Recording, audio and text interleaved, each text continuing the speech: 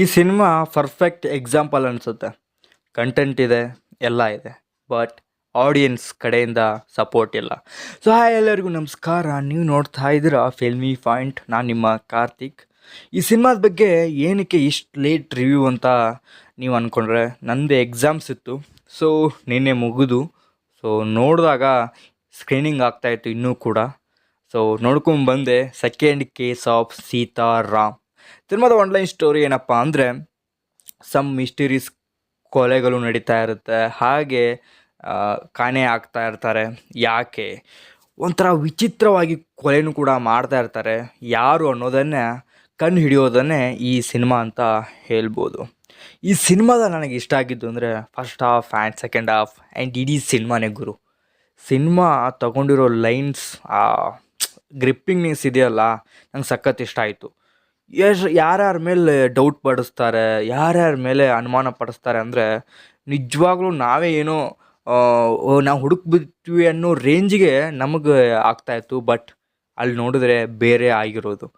So ಸ್ಟಾರ್ಟಿಂಗಲ್ಲಿ ನಮ್ಗೆ ಬೇರೆಯವ್ರಿಗೆ ಗೊತ್ತಾಗುತ್ತೆ ಫಸ್ಟ್ ಹಾಫಲ್ಲಿ, ಆಮೇಲೆ ಸೆಕೆಂಡ್ ಹಾಫಲ್ಲಿ ಇವ್ರು ಬೇರೆ, ಆಮೇಲೆ ಇನ್ಯಾರು, ಯಾವ ಥರ ಕ್ರೇಜಿ ಅಲ್ಲ. ಕೆಲವೊಂದು ಸೀನ್ಸು, ಆಮೇಲೆ ಅಲ್ಲಿ ಬರೆದಿರೋವಂಥ ಡೈಲಾಗ್ಸು, ಆಮೇಲೆ ಅಲ್ಲಿ ಬರೆದಿರೋವಂಥ ಏನು ಸಿಚುವೇಶನ್ ಇತ್ತಲ್ಲ, ಸಖತ್ತಾಗಿತ್ತು. ಆ್ಯಂಡ್ ಆ ಸಂಗೀತದ ಮ್ಯೂಸಿಕ್ ಏನಿತ್ತು ಗೈಸ್, ಸಿನಿಮಾನ ಒಂದು ಟಾಪ್ ನಾಚ್ ಲೆವೆಲ್ಗೆ, ಅಂದರೆ ಫೀಲಿಂಗ್ ಇದೆಯಲ್ಲ, ಅದು ಬೇರೆ ಎಕ್ಸ್ಪೀರಿಯನ್ಸ್ ಕೊಡ್ತಾಯಿತ್ತು, ಎಲಿವೇಟ್ ಮಾಡ್ತಾಯಿತ್ತು. ಆ ಥೀಮ್ ಆ್ಯಂಡ್ ಆ ಮ್ಯೂಸಿಕ್ ಸಖತ್ತಾಗಿ ವರ್ಕ್ ಆಯಿತು ನನಗೆ. ಎಕ್ಸ್ಪೆಷಲಿ ಆ ಸರಿಗಮಪ ಮ್ಯೂಸಿಕ್ ಇದೆಯಲ್ಲ, ಸಖತ್. ಇದರ ಕಾನ್ಸೆಪ್ಟ್ ಮಾತ್ರ ಸಖತ್ತಾಗಿದೆ. ಸಖತ್ ಕ್ಲಾರಿಫಿಕೇಷನ್ ಇಟ್ಕೊಂಡು ಚೆನ್ನಾಗಿರೋ ಒಂದು ನೋಟಲ್ಲಿ ಎಂಡ್ ಮಾಡ್ತಾ ಚೆನ್ನಾಗಿತ್ತು ಅದು. ಆ ಡೀಟೇಲಿಂಗ್ ಆಗಿರ್ಬೋದು, ಆ ಕೇಸ್ ಯಾವ ಥರ ಮುಂದೆ ಹೋಗುತ್ತೆ, ಇನ್ವೆಸ್ಟಿಗೇಷನ್ ಪ್ರತಿಯೊಂದು ಇಲ್ಲಿ ಟಾಪ್ ನಾಚ್ ಆಗಿತ್ತು. ಆ್ಯಂಡ್ ದೇವಿ ಪ್ರಸಾದ್ ಅವರು ಮತ್ತೊಮ್ಮೆ ನಮಗೆ ನಂಬಿಕೆನ ಉಳಿಸ್ಕೊಂಡಿದ್ದಾರೆ ಅಂತ ಹೇಳ್ಬೋದು. ಇವ್ರ ನೆಕ್ಸ್ಟ್ ಸಿನಿಮಾಗಂತೂ ಬೇರೆ ಲೆವೆಲ್ ಎಕ್ಸ್ಪೆಕ್ಟೇಷನ್ ನನಗಂತೂ ಉಂಟಾಗುತ್ತೆ. ಸೊ ಇದರಿಂದ ಇನ್ನೂ ಹೆಚ್ಚಾಗುತ್ತೆ. ಯಾವ ಲೆವೆಲಿಗೆ ರೈಟಿಂಗ್ ಗುರು, ನನಗೆ ಎಕ್ಸ್ಪೆಷಲಿ ನಾನು ನೋಡ್ಕೊಂಬಂದಿದ್ದು 7 o'clock ಆಗಿತ್ತು. So experience was top notch. ನನಗಂತೂ ಸಖತ್ ಇಷ್ಟ ಆಯಿತು ಈ ಸಿನಿಮಾ. ನಾನು ರೆಗ್ಯುಲರ್ ರಿವ್ಯೂ ಥರ ಮಾಡ್ತಾಯಿಲ್ಲ ಈ ಸಿನಿಮಾದ ರಿವ್ಯೂ. ನನಗೇನೇನು ಇಷ್ಟ ಆಗ್ತಾಯಿದೆ ಎಲ್ಲ ಪಾಯಿಂಟ್ ವೈಸ್ ಮೊದಲು ಹೇಳ್ತಾಯಿದ್ದೆ, ಬಟ್ ಈಗ ಹಂಗಲ್ಲ. ಏನೇನು ಇಷ್ಟ ಆಗ್ತಾಯಿದೆ ಎಲ್ಲ ಪ್ರತಿಯೊಂದು ಹೇಳ್ತಾಯಿದ್ದೀನಿ. ಆಮೇಲೆ ಆ್ಯಕ್ಟಿಂಗ್ ಆಗಿರ್ಬೋದು, ವಿಜಯ್ ರಾಘವೇಂದ್ರ ಆಯಿತು, ಇನ್ನೂ ಅದು ಗೋಪಾಲ್ ಕೃಷ್ಣ ದೇಶಪಾಂಡೆ ಅವರು, ಇನ್ನೂ ತುಂಬ ಜನ ಇದ್ದಾರೆ. ಕೆಲವೊಬ್ರದ್ದು ನ್ಯಾಚುರಲ್ ಅಂತ ಅನಿಸುತ್ತೆ. ಯಾರ್ಯಾರು ಗುರು ಅಪ್ಪ, ದೇವಿ ಪ್ರಸಾದ್ ಶೆಟ್ಟಿ ಅವರು ಯಾವ ಥರ ಒಂದು ಲೀಡಿಂಗ್ನ ಇಟ್ಟಿದ್ದಾರೆ ಅಂದರೆ, ನಾವು ದೊಡ್ಡ ಜಾನರ್ ಥರ ಆ್ಯಂಡ್ ಶಾನ್ಯಾರ ಥರ ನಾವು ಇವರು ಇರ್ಬೋದು ಅಂತ ನಾವು ಅಂದ್ಕೊಂಡ್ರೆ ಅಲ್ಲಿ ಇನ್ನೊಂದು ಏನೋ ಆಗಿರುತ್ತೆ.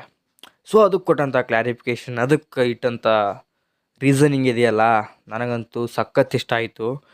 ಇನ್ನು ಸಿನಿಮಾದ ನೆಗೆಟಿವ್ ಅಂದರೆ, ನನಗೇನು ನೆಗೆಟಿವ್ ಅಂತ ಅನ್ನಿಸ್ಲಿಲ್ಲ. ಏನಕ್ಕೆ ಅಂದರೆ, ಸಿನಿಮಾ ಸ್ಟಾರ್ಟ್ ಆಯಿತು ಅಂದರೆ ಎಂಡು ನಿಲ್ಲೋದೇ ಆ ಥರ ಸ್ಪೀಡಾಗಿ ಸ್ಟಾರ್ಟ್ ಆಗುತ್ತೆ, ಹಾಗೆ ಮುಗಿಯುತ್ತೆ. ಎಲ್ಲೂ ಕೂಡ ಲ್ಯಾಗ್ ಹೊಡ್ಸಲ್ಲ, ಎಲ್ಲೂ ಕೂಡ ಬೋರ್ ಅನ್ನೋದೇ ಬರಲ್ಲ. ಫಸ್ಟ್ ಹಾಫ್ ಮುಗಿದ್ಮೇಲೆ ಸೆಕೆಂಡ್ ಹಾಫ್ ಏನಾಯಿತು ಗುರು ಅನ್ನೋ ರೇಂಜ್ಗೆ ಬರ್ತಾ ಇರುತ್ತೆ. ಬೇರೆ ಲೆವೆಲ್ ಎಕ್ಸ್ಪೀರಿಯೆನ್ಸ್. ಇನ್ನೂ ಸಿನಿಮಾ ತುಂಬ ದಿನ ಆಯಿತು ಬಂದು, ಏನಾದರೂ ಇನ್ನೂ ಸ್ಕ್ರೀನಿಂಗ್ ಆಗ್ತಾಯಿದ್ರೆ ಸಿನಿಮಾ ಹೋಗಿ ಗೆಲ್ಲಿಸಿ.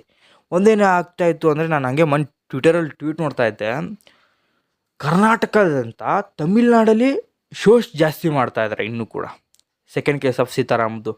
ಆಮೇಲೆ ಕಲೆಕ್ಷನ್ಸ್ ನೋಡಿದ್ರೆ ತಮಿಳ್ನಾಡಲ್ಲೇ ಜಾಸ್ತಿ ಆಗಿದೆ ಸೀತಾರಾಮ್ದು. ಕನ್ನಡ ಆಡಿಯನ್ಸ್ ಯಾವ ಲೆವೆಲ್ಗೆ ಇದಾಗಿದ್ದಾರೆ ಅಂದರೆ, ಅದ್ರ ಬಗ್ಗೆ ಒಂದು ಸಪ್ರೇಟ್ ನಾನೊಂದು ವೀಡಿಯೋ ಮಾಡಿ ಹಾಕ್ತೀನಿ. ಯಾಕೆ ಈ ಸೀತಾರಾ ಸಿನಿಮಾಗಳಿಗೆ ಸಪೋರ್ಟ್ ಸಿಗ್ತಾ ಇಲ್ಲ ಅನ್ನೋದು ಸಪ್ರೇಟಾಗಿ ವೀಡಿಯೋ ಮಾಡಿ ಹಾಕ್ತೀನಿ.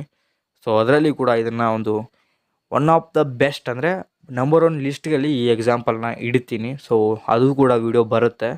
ಸೊ ಕಾಯ್ತಾಯಿರಿ ಅಂತ ಹೇಳ್ತೀನಿ. ಸೊ ಇನ್ನಾದರೂ ಸ್ಕ್ರೀನಿಂಗ್ ಏನಾದರೂ ಇದ್ದರೆ ಹೋಗಿ ನೋಡಿ, ನಿಮ್ಮ ಒಂದು ಎಕ್ಸ್ಪೀರಿಯೆನ್ಸ್ ಇನ್ನೂ ಕೂಡ ಚೆನ್ನಾಗಿರುತ್ತೆ. ಸೊ ಮತ್ತೆ ಸಿಗುವ. Signing off Karthik.